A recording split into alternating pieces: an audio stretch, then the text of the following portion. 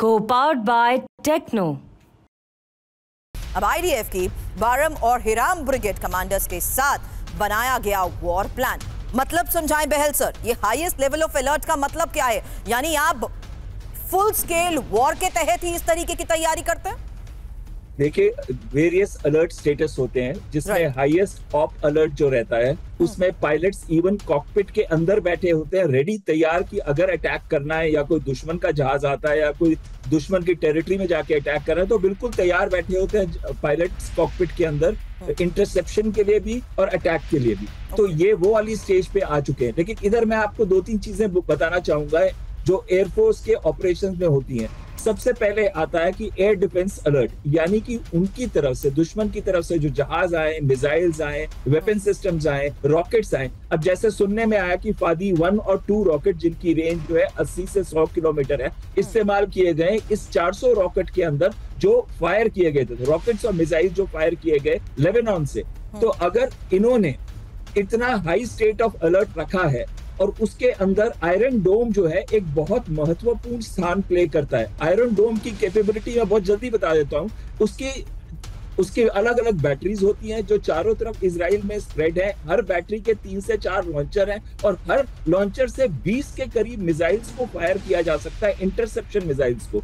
इतना सब कुछ अलर्ट होने के बाद भी उसकी जो किल प्रोबेबिलिटी है वो 90% ऑफिशियल है, लेकिन एक्चुअली में हमेशा थोड़ी कम होती है। इसका क्या मतलब हुआ कि अगर 200 रॉकेट फायर हुए तो 30 से 40 रॉकेट जो है वो निकल के आ ही जाएंगे और दुश्मन की टेरिटरी में अटैक कर देंगे। और वही हो रहा है। ये जो रॉकेट आप बता रहे हैं, अभी अगर हिजबुल्लाह की स्ट्रेटेजी देखें तो उन्होंने वाइडर का मतलब है 30 किलोमीटर के करीब स्प्रेड कर दिया है और डेप्थ यानी कि 40 किलोमीटर डेप्थ के अंदर वो अटैक कर रहे हैं। और अगर दूसरी तरफ से देखें तो रामत एयरबेस से लेके उनका जो अटैक है वो हाइफा सी पोर्ट के पास जो हाइफा बस्ती है वहां तक की है।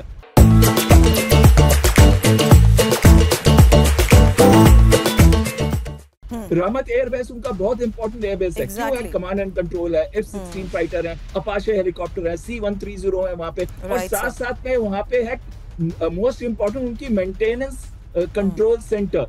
अंडरस्टूड सर, रणनीतिक तौर पर बहुत ही संवेदनशील। हालांकि जिस तरीके से अब एयरबेस पर अंजाम दिया गया है हमले को, समझना यही इंपॉर्टेंट था कि आखिर किस स्ट्रैटेजी के तहत अब यहां टारगेट किया जा रहा है। लेकिन इस बीच खबर यह भी है कि इजराइल के ताजा हमलों से अब दक्षिण लेबनान एक बार फिर से दहला है और आईडीएफ एयर स्ट्राइक से थर्राए लेबनान के बेका प्रांत की तस्वीर सामने आ रही है। कुछ मिनट के अंदर ही 25 से ज्यादा विनाशक हमलों को अंजाम दिया गया।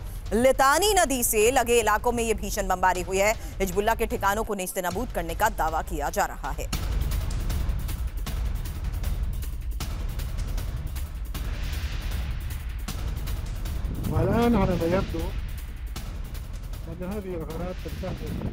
ये देखिए तस्वीर, ये एक और एयर स्ट्राइक की वो तस्वीर है जहां 25 से ज्यादा विनाशक हवाई हमलों को अंजाम दिया गया और ये लितानी नदी से लगे उस इलाके की तस्वीर सामने आई है, जिससे साफ है कि किस तरीके से इजराइल अब एक बार फिर से दक्षिण लेबनान को दहलाने की कोशिश कर रहा है।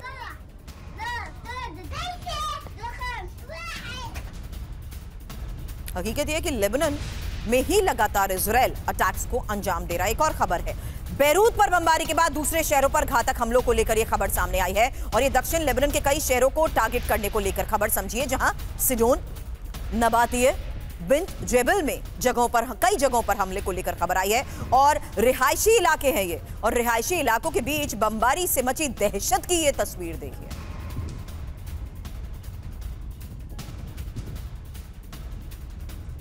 दो तस्वीरें एक साथ, रिहायशी इलाकों को किए गए टारगेट की वो तस्वीर जहां ये देखिए कि कैसे अब ताजा हमलों के बाद दक्षिण लेबनान दहल उठा है और लेबनान में ही इजराइल की लगातार बमबारी के बाद अलग अलग इलाकों में किए गए हमले के बाद की ये तस्वीरें सामने आई हैं।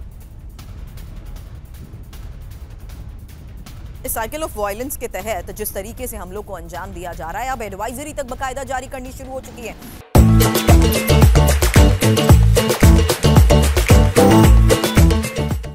बख्शी सर, आपसे इसको लेकर करूंगी सवाल। उससे पहले जानिए कैसे अब इजराइल हिजबुल्लाह जंग से दहशत बढ़ती जा रही है और अमेरिका ने इसको लेकर एडवाइजरी जारी कर दिया है। अमेरिकन ने लेबनान छोड़ने को कहा है, कमर्शियल फ्लाइट इस्तेमाल करने की सलाह दी गई है। खतरा बढ़ा तो एयरलिफ्ट करने की तैयारी भी बताई जा रही है।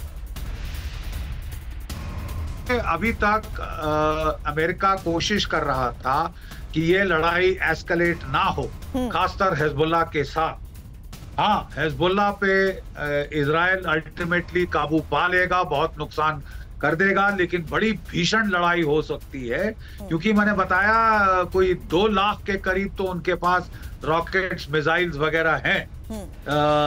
जितना भी जो आयरन डोम है, जैसे बताया कि 90% उसकी एक्यूरेसी बोली जा रही है, लेकिन वो सारे नहीं रोक सकता, और इसलिए वो ओवर सैचुरेट भी कर सकते हैं इजरायली एयर डिफेंसेस को, और फिर अपने घातक मिसाइल से वो हमला कर सकते हैं। तो अमेरिका बिल्कुल नहीं चाहता कि ये एस्केलेशन हो, लेकिन ये लगातार वार पलटवार देखकर अब कोई और विकल्प नहीं लग रहा। वो समझ गया है कि इजराइल, नेतन्याहू बिल्कुल डिटरमिन्ड है कि वो एक बारी उन्होंने अपनी मोबिलाइजेशन कर ली है, तो वो मोबिलाइजेशन फौजों की तभी खत्म करें जबकि सारे दुश्मनों से निपट ले वो।